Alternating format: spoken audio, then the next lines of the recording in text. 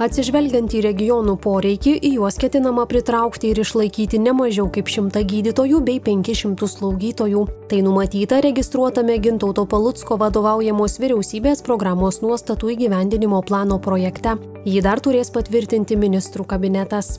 Projekte numatoma tai įgyvendinti iki 2027 metų ketvirto ketvirčio. Taip pat ministrų kabinetas iki 2028 trečiojo ketvirčio ketina susigrąžinti iš Lietuvos išvykusius neaktyvius sveikatos priežiūros specialistus ir pritraukti užsieniečius, užtikrinant sklandų jų kvalifikacijų pripažinimą bei įdarbinimą šalies sveikatos priežiūros įstaigose.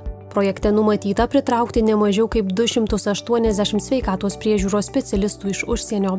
Sveikatos apsaugos ministerijos duomenimis medicinos įstaigose praėjusių metų trečiąjį ketvirtį trūko 450 specialistų, 316 gydytojų, 70 slaugytojų ir 64 kitų specialistų.